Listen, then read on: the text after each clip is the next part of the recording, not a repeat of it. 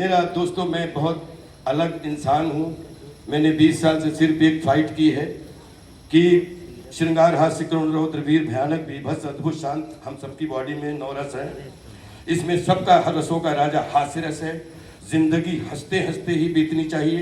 और मैं तो, मुझे पता नहीं, आप सब लोग 100 साल से सब ऊपर जियो, क्योंकि मैं स्वभाव 100 साल रियली जीना चाहता हूँ। लेकिन जब भी मैं मरूं, मैं पूरी दुनिया से कहना चाहता हूं कि मेरी कभी भी अर्थी पर आप कभी आंसू बहाने मत आना।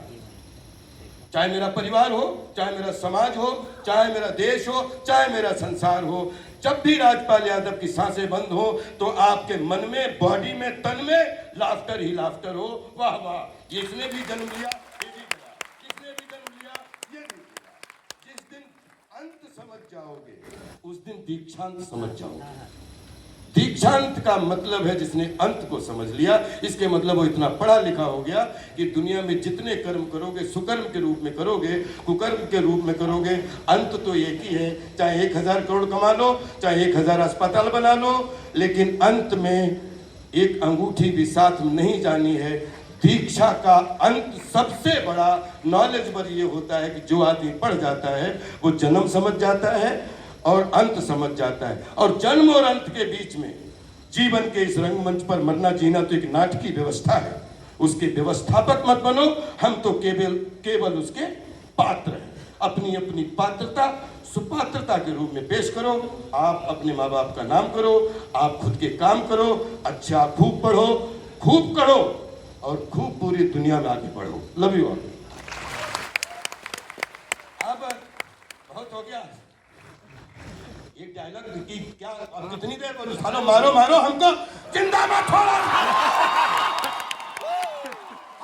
मंदिर के घंटे कोई भी आगे बजा जाता है।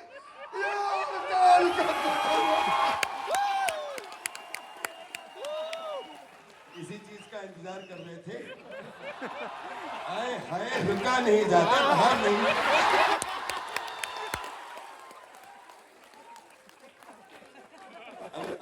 अब बोलो, जो भी खर्चा मालिक हो ही गया। ये कितने लोग हैं अपने संस्थान में? हैं? कितने परिवार रहते होंगे? कितने परिवार खाना चलता होगा संस्थान से? कितना? अरे जिला घोषित कर दे इसमें।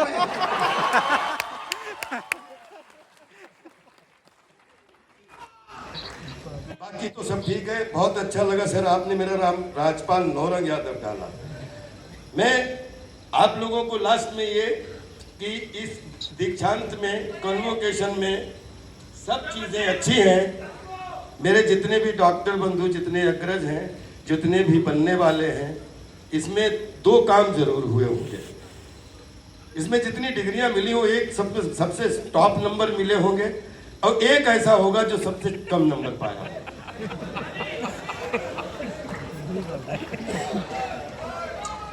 अपने बच्चों के साथ भी ऐसे करना कि जिस बच्चे को सबसे ज्यादा नंबर, वो भी क्लास में एक ही बच्चा होता है, किसी भी इंस्टीट्यूट का हो, चाहे कुछ ही डिग्री का हो, एक सबसे ज्यादा नंबर पाया हुआ बच्चा, उसको 1 बार गले लगाना, लेकिन जिसके सबसे कम नंबर आए उसको 3 बार गले लगाना है। क्योंकि बच्चा जब पढ़ रहा होता है, बच्चा कर रहा होता है, तो उसकी कुंडली नहीं बना सकते कि कोई मैथ में बेस्ट हो रहा होता है, कहीं कोई श्रेष्ठ, उसकी कोई श्रेष्ठ पोजीशन इंतजार कर रही होती है। कोई आदमी जो है सबसे कम मार्क्स पाता है, लेकिन पता लगा प्रैक्टिकल में इतने आगे निकल जाता है कि उसके हाथ सबको पछाड़ देते हैं। एक बच्चा जो है 12वीं फेल हो जाता है, लेकिन उसके बाप बैट और बॉल की टाइमिंग उसको सुपरस्टार बना देती है। कभी भी कोई शॉर्टकट मानने की जरूरत, आप पढ़े लिखे समुदाय के लोग हैं, मैं ये बात बताना चाहता हूं कि जिस लखनऊ की सरजमीन पे लखनऊ ने हमें शाम बोलना सिखाया।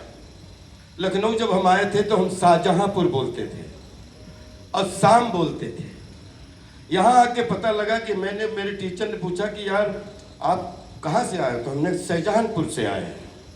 बोले अच्छा यार, तो कब आए? हमने शाम को आए। क्या करोगे? बड़ा एक्टर बनना है। नहीं, तो उन्होंने बोला कि बड़ा एक्टर तो ठीक है, अच्छा बड़ा अच्छा बोलना तो सीख लीजिए। तो हमने कहा हम क्या गलत बोल रहे हैं? तो बोले यहीं पे गलत बोल रहे हो। तो वो तुरंत बोला गलत होता है, गलत नहीं होता है। तो बताओ ये शहर कैसा जादूगर शहर है कि मैं जब आया शाहजहांपुर से तो मुझे ऐसा लगता था कि मैं बस नाम लिखाने वाला हूँ सर्वश्रेष्ठ एक्टरों में, और मैं बिल्कुल मेड़ और पेड़ पे पहुँच गया जहाँ पे आपका आज की डेट में ताज है, इसके आगे जंगल था, गोमती नगर से हम लोग आते थे, और इस रेत में जहाँ पे पूरा अभी बना हुआ है वहाँ पे कोई तो बोतल लेके जा रहा होता था। अब कोई जो है हम लोग देख के इधर उधर कोई देख नहीं रहा है, किला किला हकीकत हकीकत हकीकत हकीकत। तो सवेरे सवेरे जो ट्रक चलाने वाला जाता था ना, वो ऐसे जा रहा था, उसका प्रेशर रुक जाता था।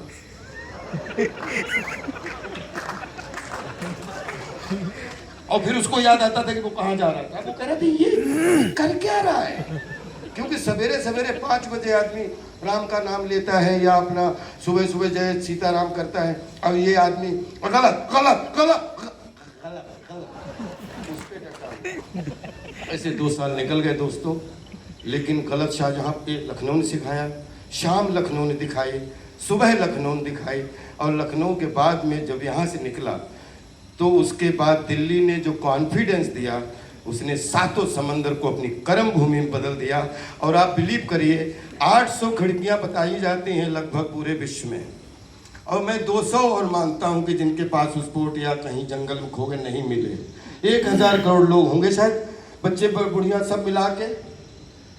मुझे ऐसा लगता है 600 करोड़ लोग अपनी आंखों में आंखें डाल के मुझे पहचानने लगे हैं। तो जादूगर है कि जिसने एक खिड़की मिली थी मुझे झांकने के लिए, आज पूरे विश्व में अलग अलग भाषाओं की 600 खिड़कियां मुझे 22 शक्ल सूरत जानती हैं। कहीं भी किसी गली में मिल जाए तो बोलते हैं बॉलीवुड हो बॉलीवुड, बहु अच्छा काम खाता तुम।